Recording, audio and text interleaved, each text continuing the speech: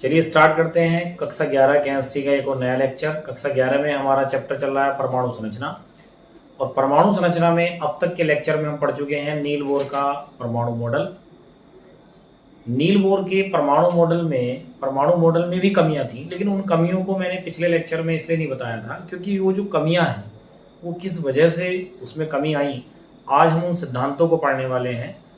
तो इस वीडियो में हम बहुत ही महत्वपूर्ण सिद्धांत जैसे डी ब्रोगली सिद्धांत, हाइजेनबर्ग अनिश्चितता सिद्धांत, साथ में हम पढ़ने वाले हैं नील बोर परमाणु मॉडल की जब कमी आ जाएंगी, उस कमी के बाद परमाणु संरचना को सही से समझने के लिए एक मॉडल आया जिसको हम जानते हैं क्वांटम यांत्रिकी मॉडल, जिसे हम कहते हैं वेव मैकेनिकल मॉडल भी हम इसको बोलते हैं। तरंग क्वांटम सिद्धांत, तरंग क्वांटम यांत्रिकी परमाणु मॉडल।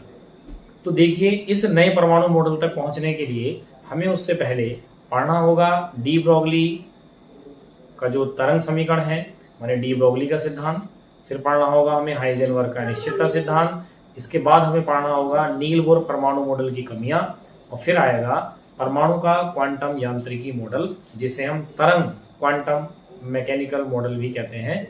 तो आज का लेक्चर और भी ज़्यादा इंपॉर्टेंट हो जाता है क्योंकि जो आज आप ये परमाणु कक्षक वगैरह जानते हैं, इस बात को परमाणु का क्वांटम यांत्रिकी मॉडल ही बताता है। तो चलिए स्टार्ट करते हैं आज के इंपॉर्टेंट टॉपिक से, जिसका नाम है डी ब्रोगली तरंग समीकरण। देखिए, डी ब्रोगली एक ऐसे साइंटिस्ट हैं, आप इस तरंग समीकरण को पढ़ने से पहले मैं डी ब्रोगली के बारे में, लुई डी ब्रोगली इनका पूरा नाम है, लुई, इनको इंग्लिश में कई बार एल डी ब्रॉय भी कहते हैं, एल डी ब्रॉय।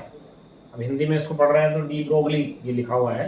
तो मैं आपको इन साइंटिस्ट के बारे में एक बड़ा मजेदार किस्सा है। वो मजेदार किस्सा ये है कि डी ब्रॉय जो है, पहली बात तो ये है कि वो 1892 से उनका जो जीवन काल है वो 1987 तक है। माने वो 1892 में जन्मे और 1987 को उनका डेथ ईयर है।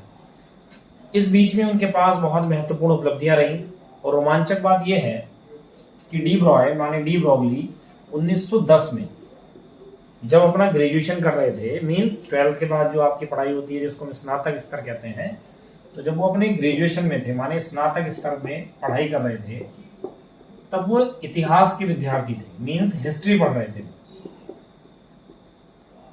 इतिहास के स्टूडेंट थे। इसीलिए उनको जब प्रथम विश्व युद्ध हो रहा था तो प्रथम विश्व युद्ध के रेडियो प्रसारण के लिए उनको चुना गया था। प्रथम विश्व युद्ध के समय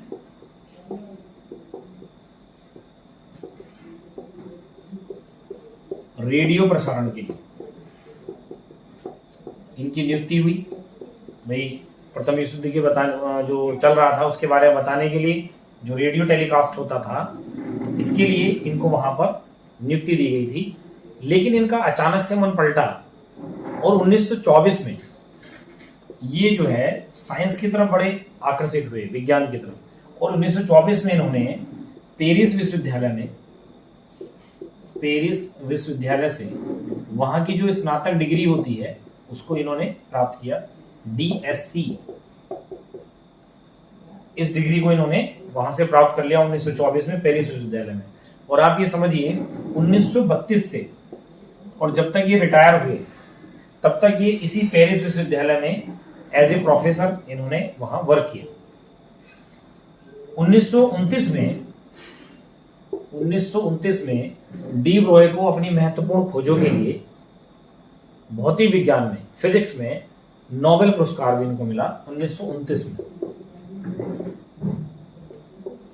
तो मजेदार बात यह है कि देखिए, हिस्ट्री के स्टूडेंट थे, इतिहास के विद्यार्थी थे, और साइंस में अचानक से इनका मन बनता है। और फिर ये देखिए साइंस में कितना बड़ा काम कर जाते हैं कि वहां से पहले पेरिस विश्वविद्यालय से डिग्री लेते हैं साइंस में, और फिर 1932 से उसी पेरिस विश्वविद्यालय में रिटायरमेंट तक पढ़ाते हैं। और 1929 में उनको अपनी जो उन्होंने फिजिक्स में जो उन्होंने ये तरंग समीकरण है या अन्य जो और बातें उन्होंने बताई, उसके लिए उनको नोबेल पुरस्कार मिलता है।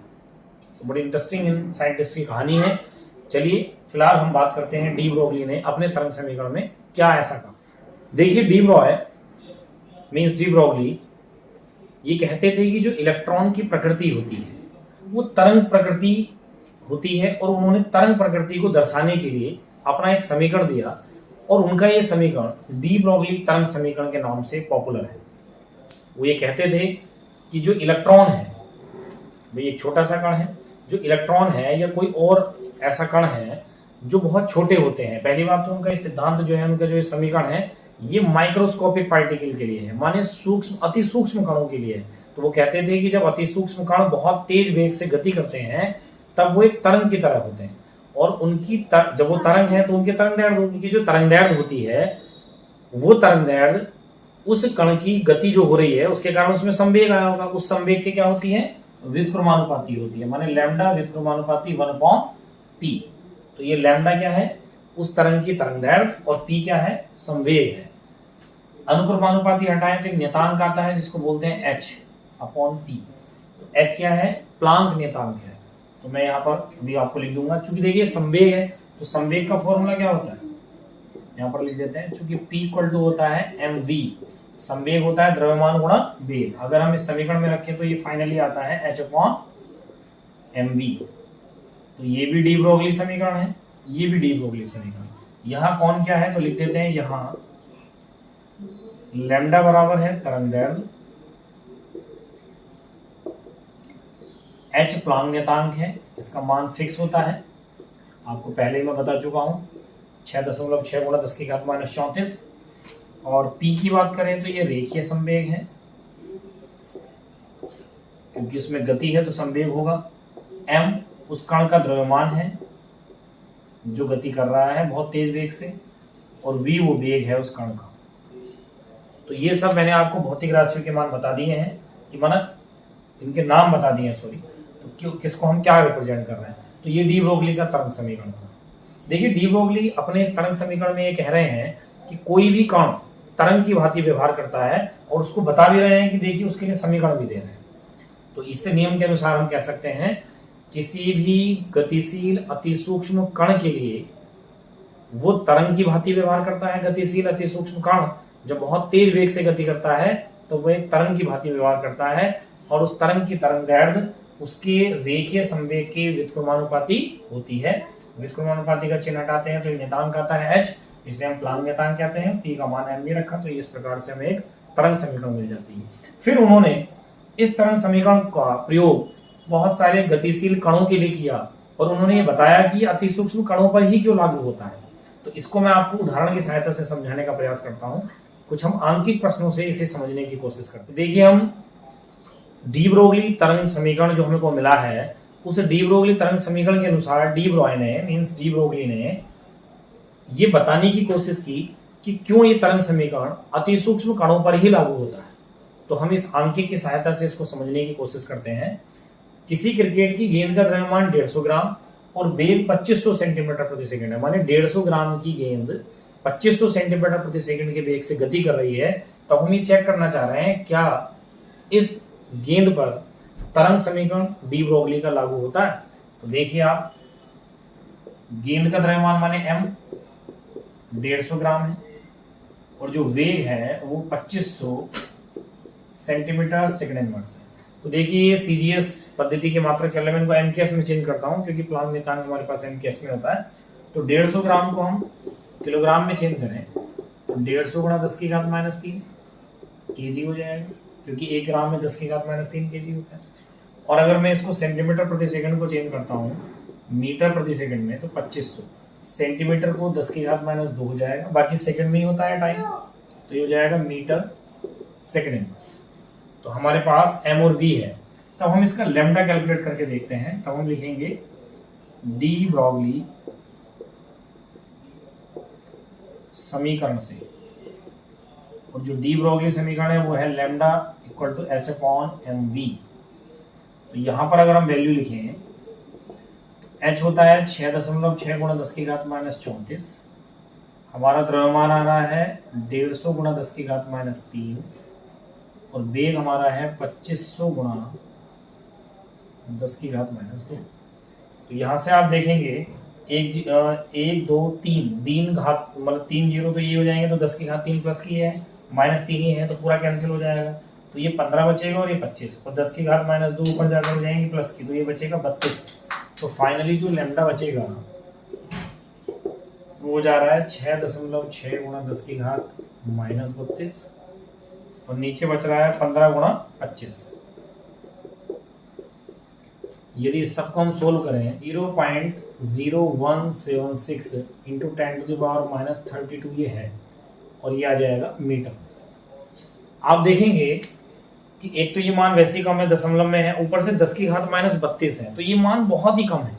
मीन्स ये तरंगदैर्घ्य इतनी कम है कि इसकी गणना करना मतलब असंभव है। आप ये समझिए इसका मापन करना संभव नहीं है, तो ये बहुत कम लैम्डा की वैल्यू आ रही है। इसका सीधा मतलब ये हुआ कि जो ज्यादा द्रव्यमान के कण होंगे, तो ज्यादा द्रव्यमान के कण, क्योंकि इस समीकरण में द्रव्यमान नीचे आ रहा है, वेग नीचे आ रहा है, तो ज्यादा द्रव्यमान का कण ज्यादा वेग से गति पहली बात तो करेगा नहीं है, लेकिन अगर कर भी रहा है तो ज्यादा द्रव्यमान होने की वजह से हमेशा लैम्डा का जो मान आएगा वो बहुत कम आएगा, जो कि मापन करना उस तरंगदैर्घ्य का संभव नहीं है। तो इसीलिए डी ब्रोगली ये कहते थे कि जो ये समीकरण लागू होगा, ये समीकरण किन के लिए लागू होगा? जो अति सूक्ष्म कण होते हैं, जो माइक्रोस्कोपिक पार्टिकल होते हैं।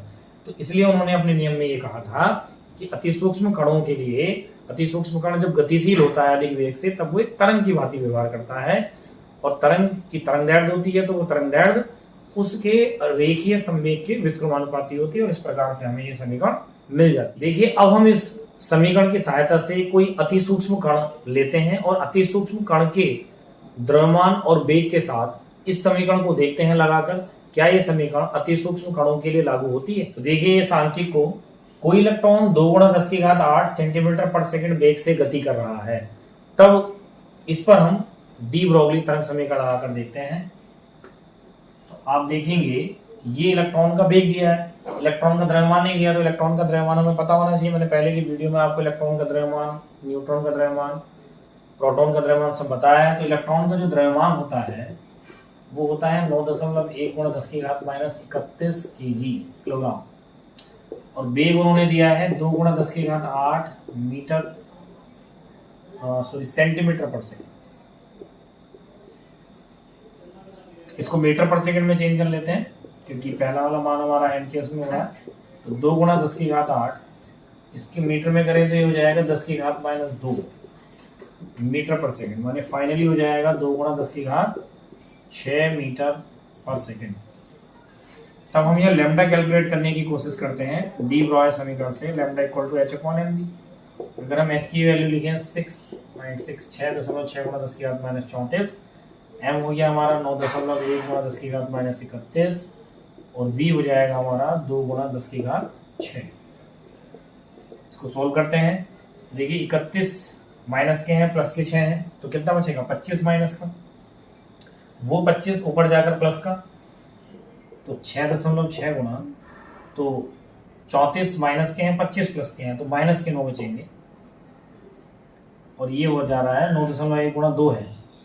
तो आप ये कहिए इसकी मल्टीप्लाई इसमें करें, ये इसको जब हम सोल्व करते हैं तो लैम्डा हमें मिलेगा 0.36 और 10 की घात आ रहा है -9 मीटर। तो आप देखेंगे तरंगदैर्घ्य का ये मान मीजरेबल है, मापन के योग्य है, माने बहुत कम नहीं है, तो ये मान ज्ञात किया जा सकता है, माने इसका मापन किया जा सकता है तरंगदैर्घ्य का। तो हम कहते हैं कि इलेक्ट्रॉन अति सूक्ष्म कण है, तो अति सूक्ष्म कण के लिए तरंगदैर्घ्य जो हमें डी ब्रोगली के अनुसार प्राप्त हो रही है वो मापनीय योग्य है। इसलिए डी ब्रोगली समीकरण हमेशा अति सूक्ष्म कणों पर ही लागू होता है। मीन्स जब अति सूक्ष्म कण गतिशील होते हैं तब उन पर लागू होता है, क्योंकि गतिशील अति सूक्ष्म कण तरंग की भांति व्यवहार करते हैं। तो देखिए आइंस्टीन की द्रव्यमान ऊर्जा समीकरण की सहायता से हम डी ब्रोगली समीकरण को सिद्ध करने का प्रयास करते हैं। देखिए आइंस्टीन के अनुसार जो ऊर्जा का फॉर्मूला होता है, माने आइंस्टीन ने द्रव्यमान और ऊर्जा के संबंध बताने के लिए जो समीकरण दी है वो है E=mc², इक्वेशन नंबर 1। जबकि आइंस्टीन मतलब प्लांक जो थे वो ये कहते थे कि क्वांटम सिद्धांत में कि फोटोन की जो ऊर्जा होती है वो होती है h न्यू। प्लांक के अनुसार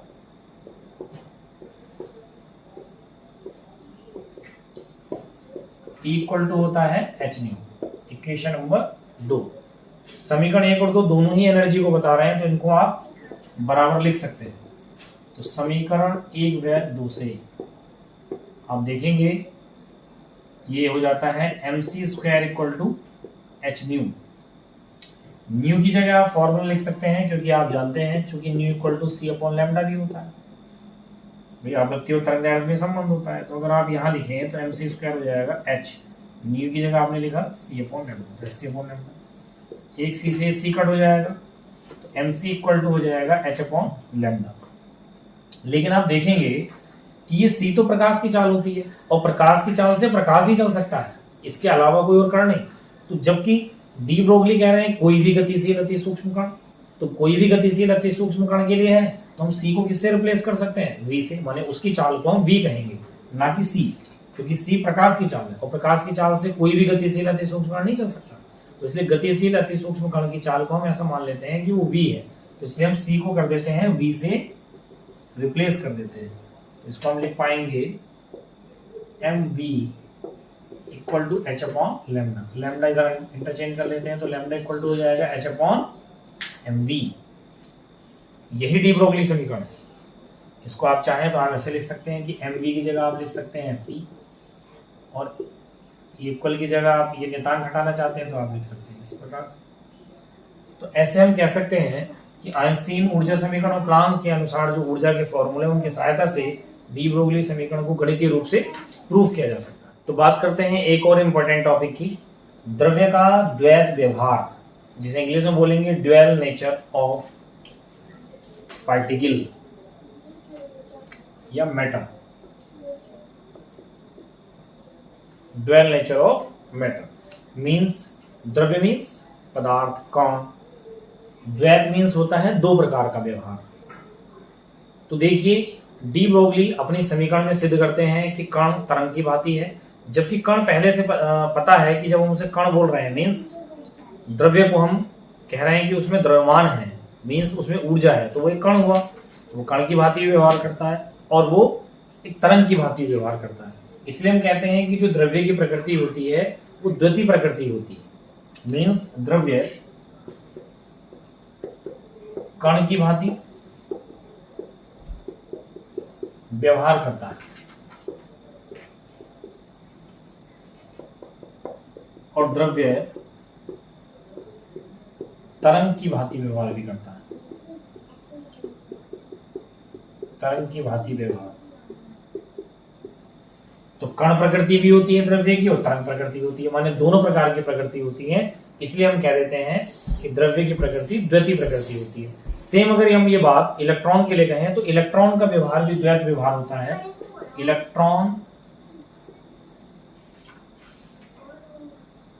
इलेक्ट्रॉन का द्वैत व्यवहार, इसका मतलब ये है कि इलेक्ट्रॉन की प्रकृति कण प्रकृति होती है, क्योंकि इलेक्ट्रॉन में द्रव्यमान है, ऊर्जा है। इलेक्ट्रॉन की प्रकृति कण प्रकृति होती है, कण प्रकृति, और इलेक्ट्रॉन की प्रकृति तरंग भी होती है। माने इलेक्ट्रॉन का जो नेचर है वो तरंग के जैसा भी होता है, जो कि हमने अभी देखा भी। तो इस प्रकार से हम कह सकते हैं कि इलेक्ट्रॉन का व्यवहार माने प्रकृति द्वैती प्रकृति होती है। दो प्रकार की प्रकृति इलेक्ट्रॉन प्रदर्शित करता है, कण की भांति, तरंग की भांति। जैसे द्रव्य भी करता है ऐसे कण इलेक्ट्रॉन भी करता है। तो ये द्वैती प्रकृति को लेकर ये बात है जो मैंने अभी आपको बताई, आपको अवश्य ही समझ में आई होगी। ये भी एक महत्वपूर्ण बात है। देखिए अब हम डी ब्रोगली समीकरण पर आधारित कुछ आंकिक प्रश्न हल कर लेते हैं, जिससे कि आपको ये पूरा सिद्धांत आंकिक प्रश्नों के साथ समझ में आ जाए, क्योंकि बहुत महत्वपूर्ण टॉपिक है। आपके एग्जाम में क्वेश्चन हो सकते हैं, कंपटीशन में क्वेश्चन हो सकते हैं यहाँ से। तो देखेंगे 0.1 kg द्रव्यमान और 10 मीटर प्रति सेकंड वेग से गति कर रही एक गेंद की तरंगदैर्घ्य क्या होगी। क्योंकि आपके डी ब्रोगली समीकरण में लैम्डा आता है, पी आता है, एम और वी आता है, तो उनमें से सारे मान देकर कोई एक भौतिक राशि पूछी जा सकती है। तो इस प्रकार से ये प्रश्न आपको सोल्व करने हैं। तो हम सबसे पहले आंकिक प्रश्नों को हल करने के लिए जो मान हमें दिए होते हैं वो नोट कर लेते हैं, और फिर जो हमें ज्ञात करना होता है उसके लिए हम सोचते हैं कि वो फॉर्मूले में कैसे आप रखेंगे मान। तो आप देखेंगे 0.1 kg द्रव्यमान माने आपको m दिया है, तो 0.1 kg हो गया। और वेग आपको साथ में दिया है 10 मीटर सेकेंड इनवर्स। तो एम केस में ही ये मान दिए हुए हैं, कोई चेंज करने की जरूरत नहीं है। तरंग दैर्ध्य आपसे पूछिए माने लैम्डा इक्वल टू क्वेश्चन, बहुत आसान सा समीकरण है।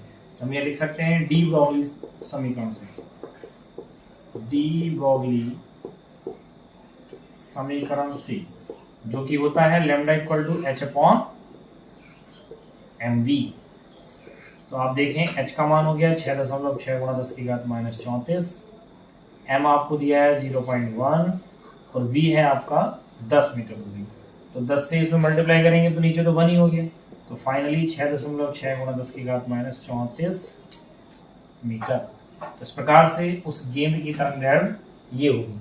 फिर से आप देख रहे होंगे घात माइनस में -34 है, तो बहुत कम मान तरंग दैर्ध्य का है, ये मेजरेबल नहीं है, मापने योग्य नहीं है। तो इसके अनुसार हम कह सकते हैं कि डी ब्रोगली समीकरण से भले हमने मैथमेटिकली तरंग दैर्ध्य ज्ञात कर लिए, लेकिन डी ब्रोगली समीकरण गेंद के लिए लागू नहीं। देखिए बात करते हैं एक और आंकिक प्रश्न की, जो कि ये है एक इलेक्ट्रॉन का द्रव्यमान 9.1 गुणा 10 की घात -31 kg है। यदि इसकी गति ऊर्जा 3 गुणा 10 की घात -25 जूल हो, तब इसकी तरंग दैर्ध्य आपको बतानी है कितना होगा। तो देखिए मान नोट कर लेते हैं आंकिक प्रश्न करने का आसान तरीका। एम आपको दिया है 9.1 गुणा 10 की घात -31 किलोग्राम, और आपको गतिज ऊर्जा मीन्स के ई करके लिख देता हूं, गति ऊर्जा काइनेटिक एनर्जी, जो कि है 3.0 गुणा 10 की घात -25 kg। तब आपको लैम्डा बताना।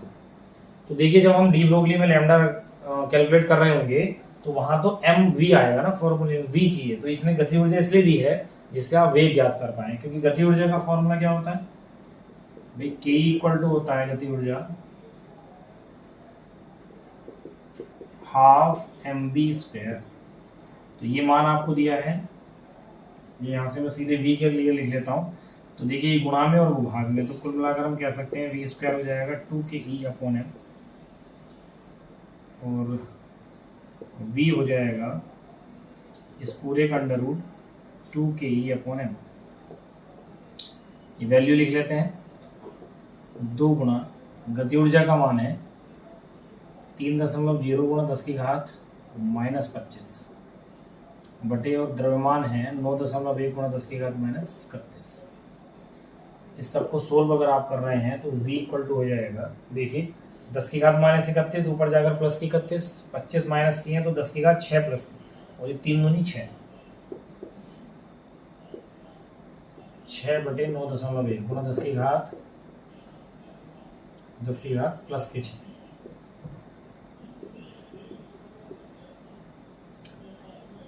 देखिए इस सबको सोल्व करेंगे तो 10 की घात 6 से तो बाहर आएगा 10 की घात 3, और यहाँ से कोई नंबर अगर आपका बाहर आ रहा है तो वो है, इसको डिवाइड कर रहे हैं और इसका वर्गमूल निकाल रहे हैं, तो ये आ रहा है 0.812, मीन्स ये हो जाएगा 812 मीटर सेकेंड इनवर्स। यहाँ से वेग आ गया आपका, और जैसे ही वेग आया तो आप लिख देंगे डी ब्रोगली समीकरण से lambda equal to H upon M V. H की वैल्यू होगी 6.6 गुणा 10 की घात -34, एम आपका फिर वही है 9.1 गुणा 10 की घात -31, वी आपका आया है 812। इस सबको आप कैलकुलेट करेंगे तो लगभग आ रहा है 8967 गुणा 10 की घात -10 मीटर। तो इस प्रकार से तरंग दैर्ध्य आपका आ जाएगा। कैलकुलेशन है, इजी तरीके से कर सकते हैं। अगर किसी को कैलकुलेशन में प्रॉब्लम है तो आप कमेंट में लिखें, मैं इसके लिए आपको नेक्स्ट वीडियो अपलोड कर दूंगा, उसमें आपको कैलकुलेशन करना बता दूंगा। देखिए डी ब्रोगली समीकरण पर आधारित एक और आंकिक प्रश्न हल करते हैं, जो कि है 3.6 एंगस्ट्रॉम तरंग दैर्ध्य लंबाई वाले एक फोटोन के द्रव्यमान की गणना कीजिए। तो आपको इस बार तरंग दैर्ध्य दिया हुआ है। अब तक हम पहले की 2 प्रश्नों में तरंग दैर्ध्य याद कर रहे थे, लेकिन इस बार तरंग दैर्ध्य दिया है और आपसे द्रव्यमान पूछा है फोटोन का। तो आप देखेंगे लैम्डा का मान 3.6 एंगस्ट्रॉम है, तो ये इस एंगस्ट्रॉम को मीटर में चेंज कर लेते हैं, तो 3.6 एंगस्ट्रॉम में 10 की घात -10 मीटर होते हैं, ये हो गया। इसके बाद आपको वेग, देखिए वेग की जरूरत पड़ेगी, क्योंकि अगर आप द्रव्यमान निकालना चाहते हैं तो lambda equal to H upon M V होता है। तो लैम्डा आपके पास है, एच पता होता है प्लांक नियतांक है, द्रव्यमान आपको ज्ञात करना है, माने M equal to question mark है। तो वेग तो कम से कम होना चाहिए, और वो देखिए फोटोन है, तो फोटोन किस में होते हैं, प्रकाश में। तो प्रकाश की चाल को हम लिख लेंगे। तो प्रकाश की चाल माने हम उसको v करके लिख लेते हैं, और यही क्या होती है c, मीन्स 3 × 10⁸ मीटर पर सेकेंड। तो हम लिख लेंगे डी ब्रोगली समीकरण से। तो लैम्डा इक्वल टू h/mv। तो लैम्डा की वैल्यू यहाँ से देखिए m निकालना, तो m इधर लिख लेते हैं, ये हो जाएगा h/λv। इस फॉर्मूले में वैल्यू लिखते हैं, तो h है 6.6 × 10⁻34 और लैम्डा हो रहा है आपका 3.6 × 10⁻10 और v हो रहा है 3 × 10⁸। यहाँ से मास आएगा, द्रव्यमान आएगा आपका। देखिए घात को सोल्व करते हैं पहले, तो ये हो जा रहा है -2 बच रही है नीचे, ऊपर जाकर ये +2 तो 32 हो जा रही है। और यहाँ से हो जा रहा है ये 300 से डिवाइड कर लेते हैं, 3 दूनी 6, 3 दूनी 6, 2.2 × 10⁻32 अपॉन 3.6। जो भी आएगा वो केजी में आएगा, इसको आप सोल्व कर लेंगे। तो इस प्रकार से आपका जो है फोटोन के द्रव्यमान की गणना की। देखिए मैंने आपसे आज वीडियो के स्टार्टिंग में कहा था कि आज हम बड़े 2 महत्वपूर्ण सिद्धांतों को पढ़ने वाले हैं, जिनमें से एक मैं आपको पढ़ा चुका हूँ डी ब्रोगली समीकरण, और एक दूसरा है हाइजेनबर्ग का अनिश्चितता सिद्धांत। क्योंकि इन दोनों सिद्धांत पढ़ने के बाद नील बोर परमाणु मॉडल में कमियां बताई जा सकती हैं, और इन दोनों सिद्धांतों के बाद जो परमाणु संरचना का क्वांटम यांत्रिकी मॉडल है उसे भी समझने में आसानी होगी। तो चलिए हम बात कर रहे हैं एक और इम्पोर्टेंट टॉपिक की, जिसका एक सिद्धांत की, जो कि है हाइजेनबर्ग का अनिश्चितता सिद्धांत। ये हाइजेनबर्ग साइंटिस्ट नेम है, इनका पूरा नाम है वर्नर हाइजेनबर्ग। Werner Heisenberg. देखिए मैं इस सिद्धांत बताने से पहले थोड़ा सा आपको हाइजेनबर्ग के बारे में बताता हूँ। वर्नर हाइजेनबर्ग भी भौतिक विज्ञान के प्रोफेसर हैं, माने ये भौतिक वैज्ञानिक हैं, और इन्होंने भी म्यूनिख विश्वविद्यालय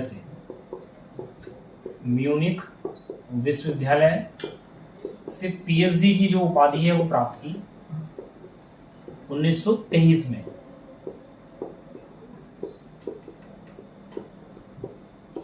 पीएचडी की उपाधि इनको मिली। इसके बाद 1 वर्ष काम किया मैक्स बार्न के साथ,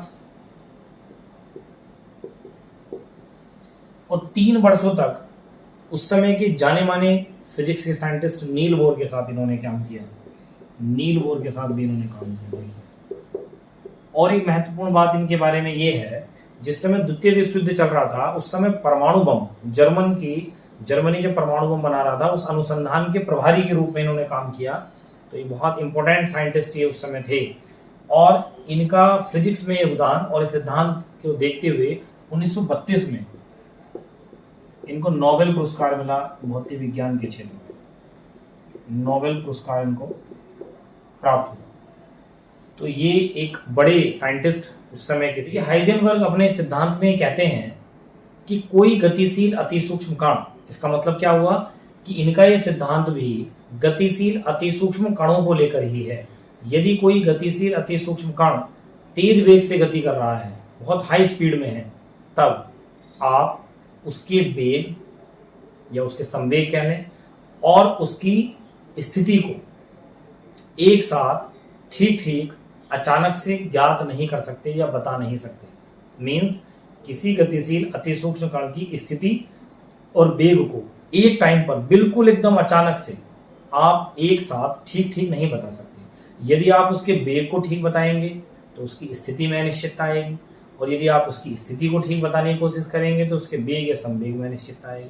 और उन्होंने इसको गणितीय रूप में भी प्रस्तुत किया, जो कि मैं भी बताता हूँ आपको। तो पहले हम एक बार इसका थ्योरी लिख लेते हैं, जिससे आपको और आसानी से समझ में। तो आप देखेंगे क्या लिखा है, देखिए किसी गतिशील अतिसूक्ष्म कण की स्थिति और वेग का एक साथ किसी क्षण पर अचानक से किसी भी टाइम, जैसे मान लीजिए कोई गतिशील अतिसूक्ष्म कण गति कर रहा है, तो आपने किसी भी अचानक समय पर अचानक से किसी भी विशेष सेकंड पर अगर आप उसकी स्थिति को और वेग को एक साथ ठीक नहीं बता सकते, तो किसी गतिशील अतिसूक्ष्म कण की स्थिति और वेग का एक साथ किसी क्षण यथार्थ माने ठीक निर्धारण संभव नहीं है। इसका मतलब यह है कि अगर आप उसकी स्थिति को बताने लग जाओगे तो वेग में के मान में अनिश्चितता आएगी, माने वेग के मान को आप एक्यूरेट नहीं बता पाओगे, ठीक नहीं बता पाओगे।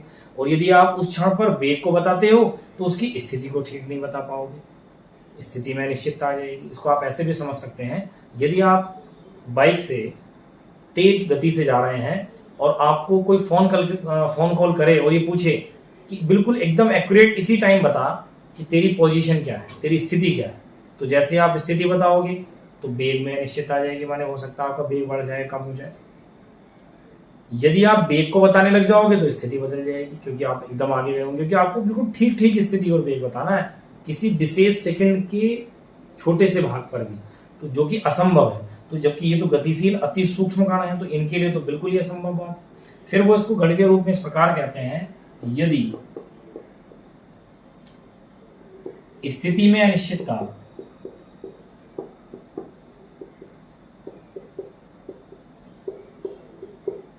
डेल्टा एक्स व संवेग में अनिश्चितता, चाहो तो आप यहाँ वेग की जगह संवेग लिख लो पहले, संवेग में, क्योंकि संवेग से वेग आएगा, संवेग में अनिश्चितता, देखना आप डेल्टा पी हो तब, माने किसी विशेष क्षण पर आपने स्थिति बताने की कोशिश की तो एक्यूरेट तो बता नहीं सकते, अगर वेग बता रहे हैं और वेग बता रहे हैं, संवेग बता रहे हैं तो डेल्टा एक्स एक्यूरेट। तो जो अनिश्चितता आई स्थिति में वो डेल्टा एक्स है और जो संवेग में अनिश्चितता आ रही है वो डेल्टा पी है। तो हाइजेनबर्ग अपने गणितीय समीकरण में कहते हैं कि delta P into delta X is greater than equal to होगा h अपॉन 4 पाई, ये उनकी गणितीय समीकरण है हाइजेनबर्ग। अब इसमें ये वेग क्यों आ रहा था, जो मैंने पहले वेग लिख दिया था, भाई पी का फॉर्मूला आप जानते हैं mv होता है, संवेग का फॉर्मूला mv होता है। इसको आप, ये तो एक संवेग और स्थिति के रूप में हो गया हाइजेनबर्ग का अनिश्चितता सिद्धांत समीकरण। यदि आप p की जगह mv लिखते हैं into delta X is greater than equal to h upon 4 pi, तो देखिए द्रव्यमान में तो चेंज आएगा नहीं भाई, गतिशील अति सूक्ष्म कण का जो द्रव्यमान होगा वो तो फिक्स ही होगा, या ये थोड़ी है कि गति करते समय उसका वेग द्रव्यमान बदलेगा। अगर आप बाइक से जा रहे हैं तो आपका द्रव्यमान गति के दौरान तो नहीं बदलता, अगर 50 kg के हैं तो 50 kg रहेगा, तो सेम ये है, तो द्रव्यमान में तो चेंज आएगा नहीं टाइम बाहर। ये हो गया delta V into delta X h upon 4 pi, इसे हम इधर शिफ्ट कर देते हैं, तो delta V into delta X is greater than equal to h upon 4 pi m। तो देखिए ये समीकरण अब जो है वेग में लिखी है और स्थिति में लिखी है, इसलिए मैंने वेग और स्थिति लिख दिया था। संवेग और स्थिति भी हो सकता है, क्योंकि संवेग में ही ओरिजिनल उन्होंने गणितीय समीकरण दी है अपनी। तो ये डेल्टा वी वेग में अनिश्चितता को शो कर रहा है, डेल्टा एक्स स्थिति में अनिश्चितता बता रहा है। तो देखिए is greater than equal to, माने इक्वल नहीं है बिल्कुल, तो फिक्स वैल्यू नहीं है। इसका मतलब ये है हाइजेनबर्ग के अनुसार यदि आप गतिशील अति सूक्ष्म कण बहुत तेज वेग से गतिमान है और आप किसी भी क्षण मीन्स सेकंड के भी किसी छोटे से भाग पर आप उस गतिशील अति सूक्ष्म कण की स्थिति को और संवेग को एक साथ एक्यूरेट ठीक ठीक निर्धारित नहीं कर सकते, उनके मान में अनिश्चितता आएगी। इसी बात को हाइजेनबर्ग अपने इस अनिश्चितता सिद्धांत में कहते हैं। ये भी एक महत्वपूर्ण सिद्धांत है। जब मैं आपको इस टॉपिक के बाद नील बोर परमाणु मॉडल की कमियां बताऊंगा तब आप देखेंगे इन दोनों सिद्धांत की सहायता से महत्वपूर्ण, जो नील बोर का परमाणु मॉडल इतना ज़्यादा चीज़ों को, परमाणु संरचना को समझाने में सफल रहा था, लेकिन इन दोनों सिद्धांतों की वो व्याख्या नहीं कर पाया था, तो इसलिए इनको समझना बहुत जरूरी है। अनिश्चितता सिद्धांत पढ़ने के बाद हम इस सिद्धांत के आधार पर एक दो आंकिक प्रश्न सोल्व कर लेते हैं। प्रश्न ये है, एक सूक्ष्मदर्शी उपयुक्त फोटोनों का उपयोग करके किसी परमाणु में इलेक्ट्रॉन को 0.1 एंगस्ट्रॉम दूरी के अंतर्गत उसकी स्थिति जानने के लिए प्रयुक्त होता है। वहां देखिए कोई सूक्ष्मदर्शी है, फोटोन आ रहे हैं, किसी परमाणु पर गिर रहे हैं, तो इलेक्ट्रॉन जो है इतनी दूरी के अंतर्गत उसकी स्थिति हम जानने की कोशिश कर रहे हैं। तो हमको सीधे सीधे दूरी दी है, मीन्स उसकी स्थिति दी है। तो ये डेल्टा एक्स का मान है 0.1 एंगस्ट्रॉम, इसको मीटर में चेंज कर लेते हैं तो हो जाएगा 0.1 गुणा 10 की घात -10 मीटर। तब कह रहे हैं इसके वेग मापन में अंतर्निहित अनिश्चितता क्या है, मीन्स आपको डेल्टा वी बताना। तो हाइजेनबर्ग अनिश्चितता सिद्धांत का इसमें हम प्रयोग करने वाले हैं।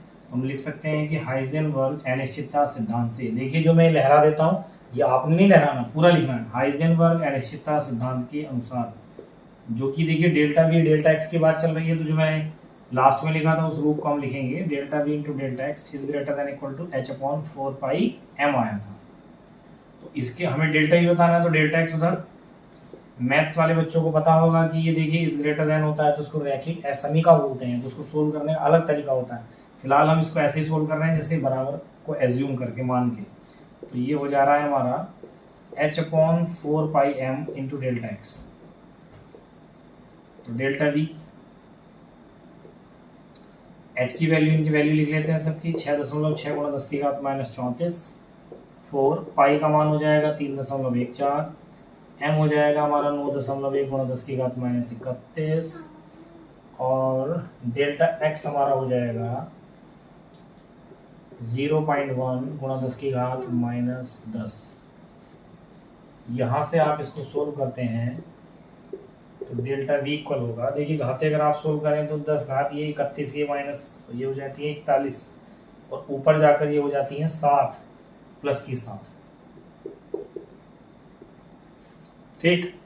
और यहाँ से आपका इस सबको कैलकुलेट आप करेंगे, 4, 3.1, 4, 9.1, 0.1 और 6.6 को, इन सबको सोल्व करके समथिंग आएगा 0.56। तब आप देखेंगे डेल्टा भी हो जाएगा, एक अंक बाद इसको कर लेते हैं, 5.6 इंटू 10⁻⁷ मीटर पर second is greater than equal to 0। तो आने वाली जो वेग है, जो उसका वेग रहेगा उसमें अनिश्चितता समथिंग इतना आएगी। तो आप देखिए बहुत आसान से न्यूमेरिकल दोनों ही सिद्धांतों पर है, सीधे फार्मूले पर आधारित न्यूमेरिकल है, तो आपको समझ में आसानी से आ ही रहे। देखिए इन दोनों महत्वपूर्ण सिद्धांत को पढ़ने के बाद, मीन्स डी ब्रोगली और हाइजेनबर्ग अनिश्चितता सिद्धांत को पढ़ने के बाद टॉपिक आता है नील बोर परमाणु मॉडल की विफलता के कारण। जैसे कि जे थॉम्सन विफल हुआ, जे थॉम्सन का परमाणु मॉडल, रदरफोर्ड का परमाणु मॉडल विफल हुआ। जब जे थॉम्सन विफल हुआ तो रदरफोर्ड ने उसको एक्सप्लेन किया, रदरफोर्ड विफल हुआ तब नील बोर ने उसको एक्सप्लेन किया, नील बोर में भी विफलता आई, और नील बोर की विफलता का जो मुख्य बिंदु थे, वो पहला बिंदु है ये जो परमाणु मॉडल है, नील बोर का जो परमाणु मॉडल है केवल हाइड्रोजन परमाणु या ऐसे जिनमें एक इलेक्ट्रॉन होता है ऐसे आयन पर ही लागू होता है। मींस ऐसे परमाणु जिनमें एक ही इलेक्ट्रॉन हो, या ऐसे आयन जिनमें एक इलेक्ट्रॉन हो, माने सिंगल इलेक्ट्रॉन, एकल इलेक्ट्रॉन रखने वाले परमाणु या आयन पर ही ये परमाणु मॉडल लागू होता है।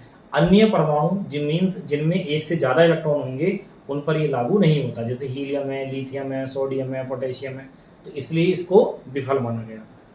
दूसरा पॉइंट बड़ा महत्वपूर्ण है, ये जो मॉडल है वो डी ब्रोगली समीकरण की व्याख्या नहीं करता। कैसे?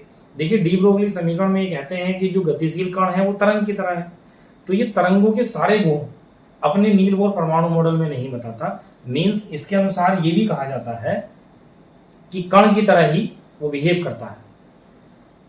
नील बोर परमाणु मॉडल इलेक्ट्रॉन जो है उसमें कण की भांति व्यवहार करता है, जबकि डी ब्रोगली कहता है कि वो तरंग की भांति व्यवहार करता है। मीन्स हम ये कह सकते हैं इस समीकरण के अनुसार ये है कि द्वितीय प्रकृति इलेक्ट्रॉन की होनी चाहिए, जो कि नील बोर परमाणु मॉडल में ठीक से परिभाषित नहीं होती है, तो इसलिए ये भी इसकी विफलता है। तीसरे पॉइंट की बात करें अगर हम विफलता की, तो ये है कि ये हाइजेनबर्ग अनिश्चितता सिद्धांत की भी व्याख्या नहीं करता, क्योंकि हाइजेनबर्ग ये कह रहा है कि देखिए जब गतिशील कण है, मीन्स इलेक्ट्रॉन जो है जब नाभिक के चारों वृत्ताकार कक्षाओं में गति कर रहा है तो उसकी स्थिति और वेग को आप नहीं बता सकते। इसका सीधा सीधा मतलब है कि जो डेफिनेट ऑर्बिट होता है, जो निश्चित त्रिज्या निश्चित ऊर्जा की कक्षा की बात कर रहे हैं, तो ये तो सही है कि निश्चित ऊर्जा होती है, लेकिन उसकी निश्चित त्रिज्या होती है उस कक्षा की जो निश्चित त्रिज्या होती है, उस बात को हाइजेनबर्ग अनिश्चितता सिद्धांत से सही से नहीं, मतलब हाइजेनबर्ग अनिश्चितता सिद्धांत कह रहा है कि वो निश्चित त्रिज्या की कक्षा नहीं होनी चाहिए, जबकि नील बोर कहता है कि वो निश्चित त्रिज्या की कक्षा होती है। तो कहीं ना कहीं हाइजेनबर्ग अनिश्चितता सिद्धांत को लेकर भी नील बोर परमाणु मॉडल का विरोधाभास होता है। तो इन तीन और भी ऐसे एक दो पॉइंट हैं, लेकिन ये महत्वपूर्ण तीन उसकी विफलता के कारण है नील बोर परमाणु मॉडल। मैं आपको देखिए बहुत सिस्टमेटिक पढ़ाता हुआ आ रहा हूँ सारे लेक्चर्स में, जो कि मैं अभी भी कह रहा था। जे थॉम्सन परमाणु मॉडल पढ़ा, उसकी विफलता को नील बोर रदरफोर्ड ने दूर किया अपने परमाणु मॉडल की सहायता से। रदरफोर्ड की विफलताओं को दूर किया नील बोर ने। नील बोर के परमाणु मॉडल में विफलता आई तो श्रोडिंगर फिजिक्स की एक नई ब्रांच क्वांटम यांत्रिकी मींस वेव मैकेनिक्स, तरंग यांत्रिकी जिसको हम कहते हैं, उसके आधार पर परमाणु संरचना की ठीक प्रकार से व्याख्या करते हैं।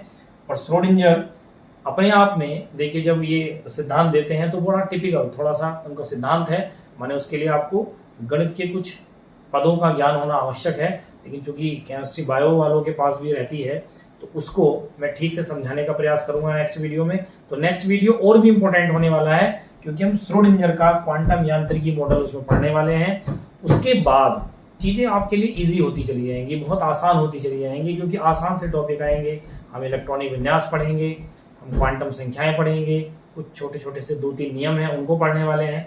तो यहाँ तक का थोड़े 3-4 लेक्चर जो मैंने अपलोड किए हुए हैं तो थोड़ा सा समझने के हैं, उनको आप रिवीजन करते रहिए। और एक महत्वपूर्ण बात मैं बता दूं, देखिए अब मैंने जो भी हमारे सिद्धांत आते हैं या परमाणु मॉडल आते हैं उनको मैंने बोर्ड पर थ्योरी भी लिखना स्टार्ट किया है। वो इसलिए है जिससे कि आप प्रॉपर अपनी कॉपी पर नोट्स भी प्रिपेयर कर सकते हैं, उनको नोट्स को बना सकते हैं। तो इसलिए जब भी आप वीडियो देखेंगे अब तो आप पेन कॉपी साथ में रखें और नोट्स तैयार करते जाइए और वीडियो को लास्ट तक देखिए, रिवाइज कर करके देखिए ताकि आपको ये क्लियर हो जाए। और मैं देखिए ये भी बताना चाहता हूँ कि अभी जैसा मैं कह रहा था कि हाँ मैं मानता हूँ परमाणु संरचना में कुछ टॉपिक हो सकता है कि आपको लग रहे हो, क्योंकि थोड़े से टिपिकल से लग रहे होंगे, टिपिकल है नहीं, क्योंकि ये फिजिक्स के कुछ साइंटिस्ट परमाणु संरचना की व्याख्या करते हैं जो कि उस समय फिजिक्स के साइंटिस्ट हैं तो कुछ फिजिक्स के कॉन्सेप्ट इनको लेकर हैं। तो कहीं ना कहीं 2-3 सिद्धांतों में ऐसा हो सकता है, लेकिन अगर आप एक से ज़्यादा बार उसको रिवाइज करेंगे, वीडियो को बार बार देखकर उसको समझने की कोशिश करेंगे और कोई डाउट आएगा तो आप कमेंट में लिखेंगे तो मैं उनको फिर से एक बार समझाने का प्रयास करूंगा। तो तब जब तक हम नेक्स्ट वीडियो आता है तो इस वीडियो और इससे पहले वाली वीडियो को सिस्टमेटिक एक बार स्टडी कर लें और अपनी कॉपी पर सिस्टमेटिक नोट्स भी तैयार कर लें। पहले हो सकता है मैंने लेक्चर्स में आपको ऐसे थ्योरी ना लिखी हो, तो मैं कोशिश करूंगा उसके नोट्स आपको प्रोवाइड करा दूं। तो जहां से मैंने आपको ये नोट्स बनाने स्टार्ट कर दिए हैं तो आप वहां पर इसको बनाते रहें और इसको ठीक से पढ़ते रहें।